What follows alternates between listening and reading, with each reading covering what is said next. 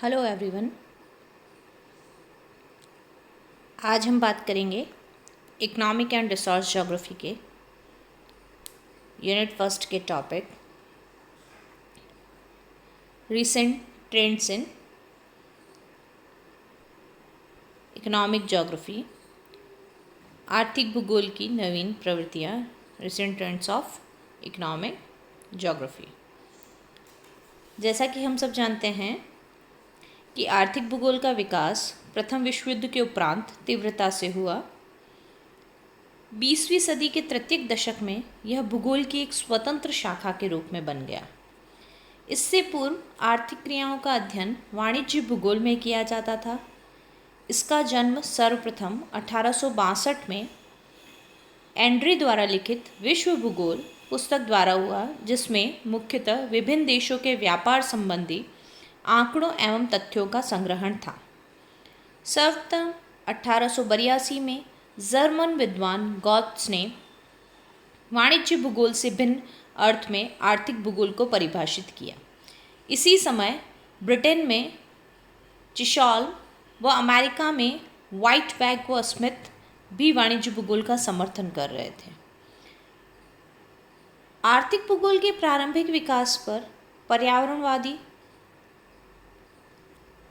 पर्यावरणीय निश्चयवाद का प्रभाव था, जिसमें आर्थिक क्रियाओं को प्राकृतिक पर्यावरण से नियंत्रित एवं प्रभावित माना गया। 20वीं शताब्दी के प्रारंभिक दशकों में भूगोल के फ्रांसीसी संप्रदाय द्वारा मानव के आर्थिक क्रियाकलापों को प्राकृतिक शक्तियों के प्रभाव से मुक्त माना गया, जिसे संभववादी विचारधारा कहा जाता है। जिसके फलस्वरूप विश्व में आर्थिक विकास में तेजी आई तथा विशेषकर पश्चिमी देशों ने इसका समर्थन कर प्राकृतिक शक्तियों को नज़रअंदाज करते हुए आर्थिक विकास को बढ़ावा दिया। आर्थिक भूगोल का स्वतंत्र अस्तित्व स्थापित करने में 1925 में हैटनर और कार्ल सावर का यह मत भी महत्वपूर्ण रहा कि भूगोल क्षेत्रीय विषमता का अध्ययन है। Geography is the study of areal differentiations, जिसके द्वारा आर्थिक भूगोल का विषय क्षेत्र काफ़ी विस्तृत हो गया और विश्व के परिवर्तनशील परिवेश के कारण समय के साथ साथ आर्थिक भूगोल के अर्थ और क्षेत्र में निरंतर परिवर्तन होता रहा, और जिसके साथ ही विभिन्न नवीन प्रवृत्तियां आर्थिक भूगोल में समावेशित होने लगी। 20वीं सदी के उत्तरार्ध में मानव की आर्थिक क्रियाओं में काफ़ी जटिलता आने लगी। क्षेत्रों पर विभिन्न देशों का अधिकार भी होने लगा, जिससे अंतर्राष्ट्रीय स्तर पर विभिन्न प्रकार के आर्थिक संगठन स्थापित हुए, जिन्होंने क्षेत्रीय विकास में अपना महत्वपूर्ण योगदान दिया। वर्तमान में आर्थिक भूगोल की प्रकृति में विभिन्न क्षेत्रों की आर्थिक समस्याएं, सामाजिक विषमता, भौतिक परिस्थितियों का अध्ययन किया जा रहा था। इसके साथ ही प्रतिकूल वातावरण में भी किस प्रकार मानव विकासोन्मुख रहे व भविष्य सुरक्षित रहे और वर्तमान समस्या और उनके निराकरण से संबंधित अध्ययन हो रहा था। द्वितीय विश्व युद्ध के बाद की प्रगति से वैज्ञानिक विकास, वायु फोटो सुदूर संवेदन तकनीक, कंप्यूटर अनुप्रयोग, मात्रात्मक विधियों का प्रयोग भूगोल में भी होने लगा और साथ ही साथ इसके फलस्वरूप विभिन्न आर्थिक प्रतिरूपों का भी निर्माण होने लगा,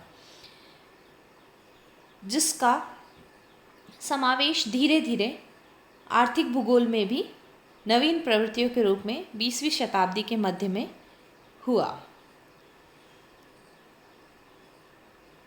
भूगोलवेत्ताओं द्वारा इस विषय के दर्शन, प्रकृति, उद्देश्य, अध्ययन विधि एवं लक्ष्य आदि पर समय समय पर विचार विमर्श और वाद विवाद होते रहे। विभिन्न वैज्ञानिक संगोष्ठियों, परिवादों और अंतर्राष्ट्रीय भौगोलिक विचार विमर्शों से जो निष्कर्ष निकलते हैं, उनके अनुसार आर्थिक भूगोल की नवीन प्रकृतियों को हम निम्न बिंदुओं के द्वारा स्पष्ट कर सकते हैं। जिसमें पहला है आर्थिक भूगोल एक अंतरानुशासनिक विषय है। वर्तमान सदी से पहले आर्थिक भूगोल में ओनली सिस्टमैटिक और रीजनल अप्रोच को स्थान देते हुए भौगोलिक अध्ययन किया जाता था।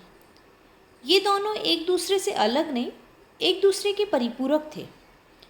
आर्थिक भूगोल सोशल और नेचुरल साइंसेस से अंतर संबंधित है, ये हम पहले पढ़ चुके हैं लास्ट लेक्चर्स में।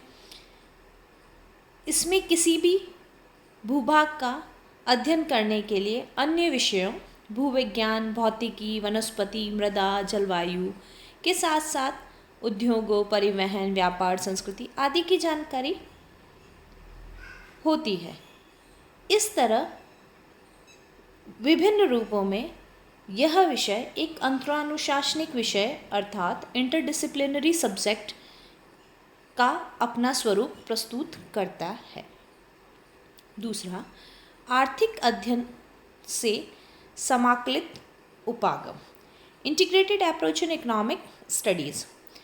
आर्थिक अध्ययन, अन्वेषणों, विश्लेषणों में सम्मिलित उपागम में कुछ नई विधियां बनाई गई हैं और भूविज्ञान और पारिस्थितिकी का अधिक प्रयोग होने लगा। इसमें सिस्टमैटिक और रीजनल अप्रोच दोनों ही प्रकार से नई नई खोजें हुई, अंतर्राष्ट्रीय भौगोलिक संघों की क्रियाएं अधिक बढ़ने लगी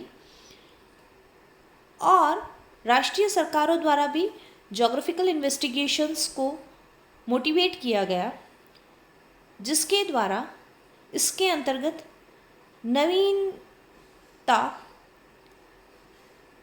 को समावेशित करने के कारण इसको एक समाकलित उपागम का स्वरूप प्रदान हुआ।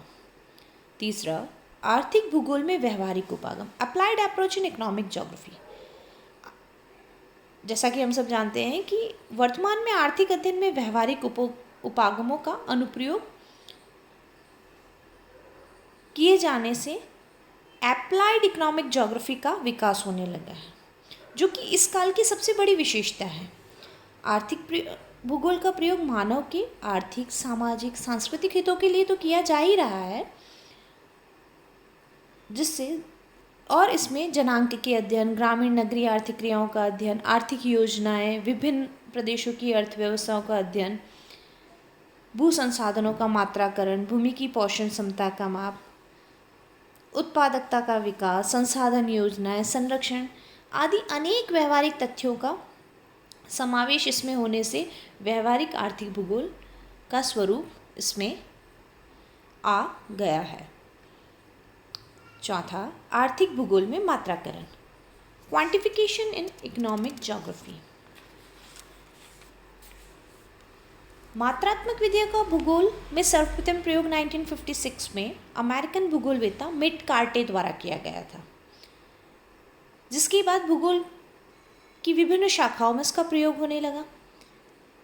आर्थिक भूगोल में भी इसका प्रयोग होने लगा।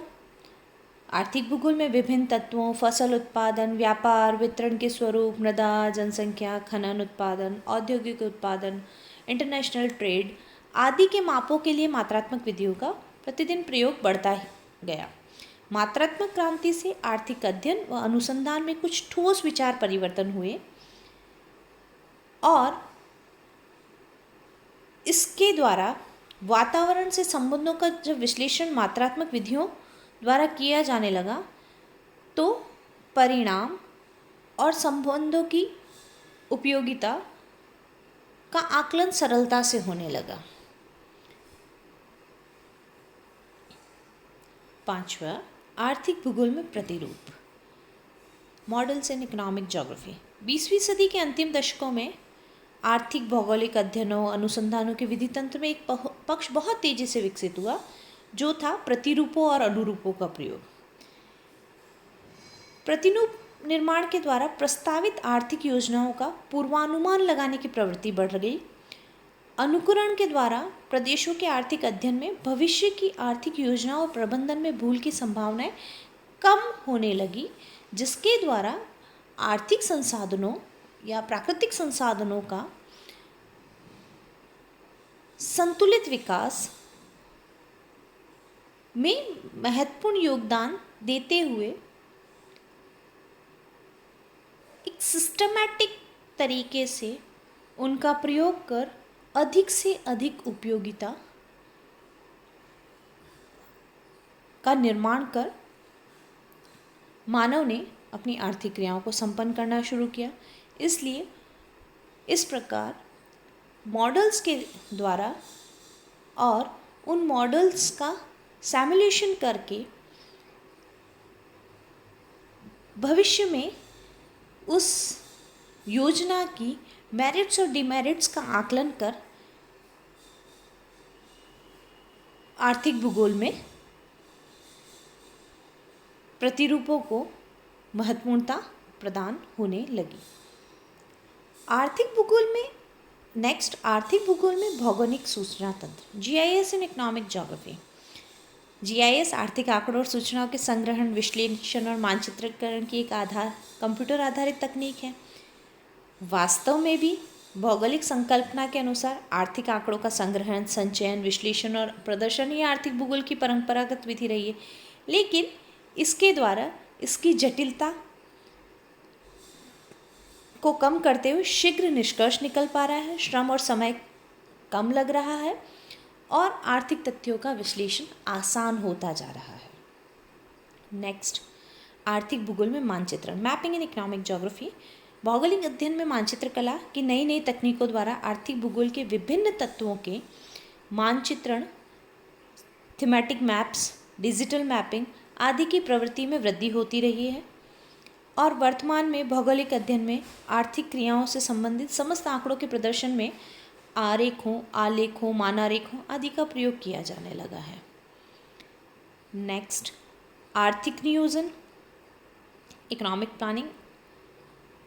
एट प्रेजेंट मानवीय समृद्धि और आर्थिक विकास की योजनाओं में आर्थिक भूगोल का अधिक प्रयोग किया जा रहा है।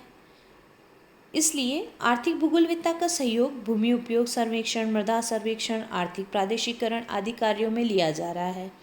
आर्थिक संसाधन उपयोग की योजनाएं, कृषि योजना, औद्योगिक योजना, परिवहन योजना, सामाजिक सांस्कृतिक योजना भी आर्थिक अध्ययन पर आधारित होती जा रही है और आर्थिक नियोजन आर्थिक भूगोल का एक अभिन्न अंग बनता जा रहा है। नेक्स्ट, विशेषीकरण की प्रवृत्ति, ट्रेंड्स ऑफ स्पेशलाइजेशन। आर्थिक भूगोल में वर्तमान प्रवृत्ति विशेषीकरण की है।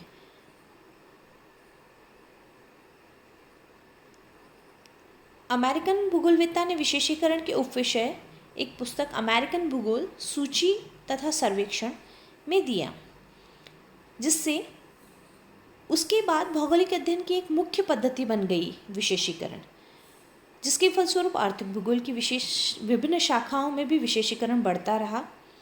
परिवहन, वाणिज्य, कृषि, संसाधन, औद्योगिक, प्राथमिक आवश्यकताओं का भूगोल एवं उच्च आवश्यकताओं का भूगोल आदि अन्य विशेषीकृत शाखाओं का इसमें विकास होता रहा और इसमें नए नए स्पेशलाइजेशन के साथ साथ नई नई ब्रांचेस को बढ़ावा दिया जाने लगा। नेक्स्ट, आर्थिक भूगोल में हवाई photography, aerial photography in economic geography. यह एक आर्थिक भूगोल की नवीन प्रवृत्ति में महत्वपूर्ण स्थान रखती हैं, क्योंकि नवीनतम तकनीकी का प्रयोग करना किसी भी विषय में आवश्यक होता है। उसमें वायु फोटोग्राफी एक महत्वपूर्ण प्रविधि है। आर्थिक क्षेत्रों तथा प्रदेशों के अध्ययन में वायु फोटो से आश्चर्यजनक उन्नति होती जा रही है। हिमाच्छादित भागों की जानकारी, वनों के संरक्षण, मृदा संरक्षण, समुद्रों में मत्स्य उद्योग, मौसम संबंधी जानकारी, नवीन प्राकृतिक संसाधनों की खोज, भूमि उपयोग मानचित्रण, भूगर्भिक जानकारी, ऐसी कई जानकारियाँ हमें इसके द्वारा प्राप्त होने लगी और वर्तमान आर्थिक भूगोलविद्ता वैज्ञानिकों और अभियंताओं के साथ मिलकर पृथ्वी के वायुमंडल को पार करके अंतरिक्ष तक जा पहुँचे। अतः इसके द्वारा समस्त पृथ्वी के आर्थिक अध्ययन हेतु बहुत मदद मिलने लगी। नेक्स्ट, आर्थिक भूगोल अध्ययन में सुदूर संवेदन तकनीक, remote sensing in the study of economic geography. भौगोलिक अध्ययन में 1960 के बाद से नई नई तकनीकों का तीव्र गति से विकास हुआ। रिमोट सेंसिंग ने हमें ऐसे उपकरण प्रदान किए जो दृश्य प्रकाश के तरंग दैर्ध्य से नहीं, बड़े तरंग दैर्ध्यों पर ब्रह्मांड भी देख सकते हैं। इन उपकरणों को वायुयानों व कृत्रिम उपग्रहों में रखकर पृथ्वी के प्रतिबिंबों का विश्लेषण करके उनके विषयों से संबंधित सूचनाएं प्राप्त की जाती हैं, जिससे भौगोलिक आर्थिक अध्ययन में प्रयुक्त इस प्रवृत्ति से वन संसाधन के क्षेत्र में वन मानचित्रण, दावानल पहचान, घास स्थल स्थानांतरित कृषि, कृषि के क्षेत्र में फसलों का वितरण, मृदा वर्गीकरण, व्यर्थ भूमि सीमांकन, भूमि उपयोग मानचित्रण, जल संसाधन मॉनिटरीकरण आदि में इस तकनीक के उपयोग की प्रवृत्ति लगातार बढ़ती जा रही है और इसके द्वारा अध्ययन, विश्लेषण और निष्कर्ष और भावी योजनाओं के निर्माण में बहुत अधिक मदद मिल रही है। नेक्स्ट, आर्थिक भूगोल में मानव कल्याण। मानव कल्याण की प्रवृत्ति आर्थिक भूगोल के प्रारंभ से लेकर वर्तमान में भी है और भविष्य में भी रहेगी। 1960 के दशक के बाद से ही आर्थिक भूगोल में मानव कल्याण को अधिकाधिक महत्वपूर्ण माना गया है, क्योंकि यह अब स्पष्ट होता जा रहा है कि जिनके पास है और जिनके पास कमी है के मध्य वांछित सहयोग का अभाव दिखाई दे रहा है और उसे कम करना चाहिए।